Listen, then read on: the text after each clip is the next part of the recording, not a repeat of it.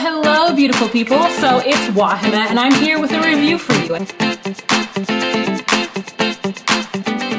I know I never do reviews, but the spirit took me, and I felt the desire to do a review for you. So today I'm going to be reviewing No Good Deed, starring Taraji P. Henson and Idris Elba. Now, this is not the type of movie that I would normally go to the theaters to see. I like to see big budget action film, boom, bang, crash movies that you really need to see in the movie theaters in order to get the grand scope of what the producers and the directors and the actors want you to get out of the film. That being said, the reason why I went to see this movie is because it was starring two very good Black actors that I love to support. I love their work and I trust them. Trust meaning that they're not necessarily just gonna do any kind of movie for a paycheck. They're kinda beyond that point. You know, Taraji got nominated. She sang from Hustle and Flow at the Oscars. So she's kinda, I would say like, she's A-list Black celebrity, but she's definitely like a B-list Hollywood celebrity. You know what I'm saying?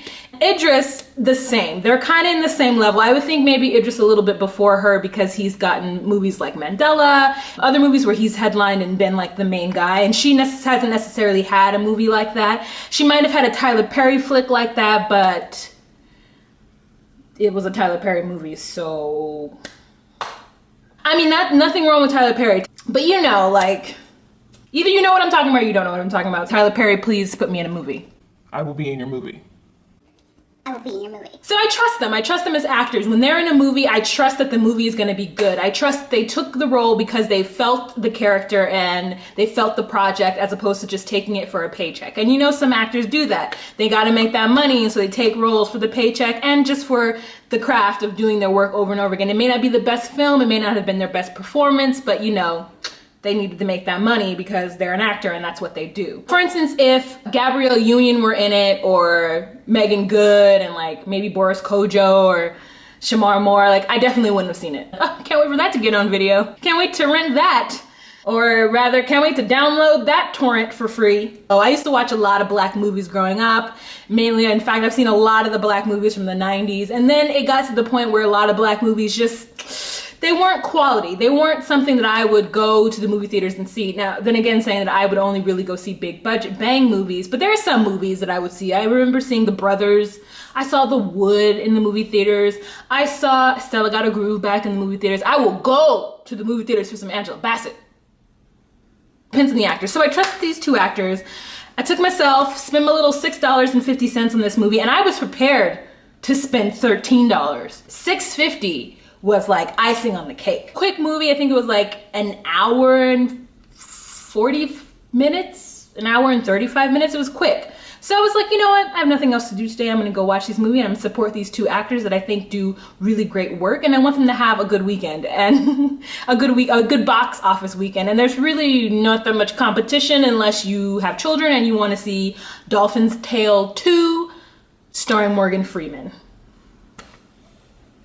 They must have paid him. So as we know, what you've seen from the previews, it's basically about a woman who's home and this man who is kind of shady. We don't know what he's done, but you know he's a bad guy, and she lets him into her house to make a phone call because he's gotten into some sort of accident or whatever, and it's raining outside, so she takes pity and she lets him in, and then he proceeds to terrorize her throughout her house. The premise of the movie is nothing new, it's nothing special, it's nothing different, it's not like we've not seen this before. And so going into it, I was like, I wonder what the twist is. Like, wonder what the twist is. Nice Black family, she got a Black husband, they got the little cute Black babies, they got a nice little house, everything is neutral and monochrome, and the inside, real modern, you know, very nice setup situation. But what you don't know is that that character that Taraji P. Henson plays is so much stronger than she appears to be in the trailer, which is a happy surprise, because a lot of times when you do get Black women who are in roles that are more of archetypes, and I'm talking about stereotypes as far as Hollywood archetypes, not necessarily Black archetypes, but you know, she's playing like a damsel in distress character, and she isn't exactly a damsel in distress, and that is actually very refreshing. And it broke my heart to see Idris as the bad guy. We've actually seen him as the bad guy in The Wire. He was the bad guy. But we kind of fell for him. Like, we wanted to be his friend. Like, we wanted to be on his side at some point through it. You know, we were like, oh man, Stringer Bell, yo. And so every other movie I've seen him in, he's, you know, Daddy's Girl, he's been like the down and luck guy. But it was hard watching him in that role. It was nice that Guy came out with this kind of character later on, so I loved him, but the entire time I was like, Idris, no! And it was really nice to see them in this movie with this sort of balance of character where one wasn't totally sad and like, you know, and one was totally like, yeah. And towards the end, you kind of get where he's coming from, but you're still like, nah, bro, nope. Took it too far, my dude. Out of 5, I have to give this movie a 3. Unfortunately, there were some things, as far as it being bad, that I wasn't really into. I don't like when I can tell right away that a character is bad. And that's like, you know, the fall of most movies when they're trying to set up a premise and they want you to know like who's the bad guy and who's the good guy and who's like whatever.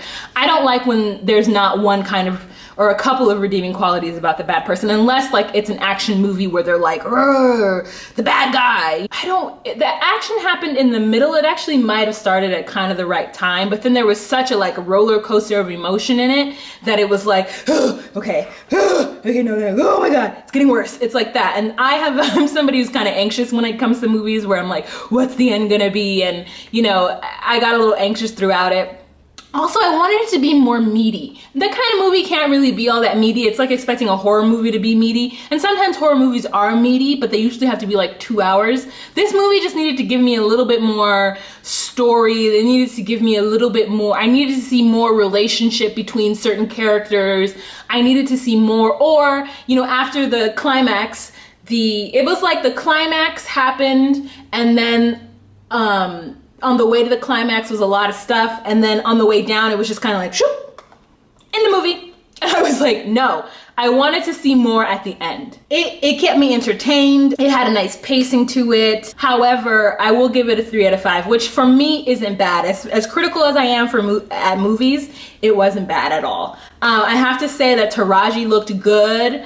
There were some scenes where they had her looking a little crazy. You know, she didn't have no makeup on. She was looking a little like haggard mama. I was like, girl, just give me some concealer. Like, where her hair was wet and all of a sudden it went into some like silky Olivia Pope in the shower, like with like a swavy weave going on. And I was like, girl. And then like 30 minutes later, her hair was drying back to that like super curled, like big hair. And I was like, no, girl. Unless she put some Shea Moisture or some curl redefining smoothie back in that hair, which she didn't because she was under assault, her hair would not have gone back like that. Who you telling? I recommend you go see it. I don't know if you want to spend $15, $16 to see it. Go see it. Or it's actually worth seeing and supporting these actors, and I hope they have a really good box office weekend and fun. It's not horrible, it's not a waste of time. It doesn't give me everything I want a movie to give me, but it's a different type of movie for 2 Black actors to be in. You know, I want to see more of this kind of stuff. So that's my review. In case you guys are wondering what's on my lips right now, I have on my lip tar mattes. I have it in yellow and I have it in blue, and I mix them together to make this really awesome green. Okay? Thanks guys so much. Have a fantastic day. Enjoy the movie.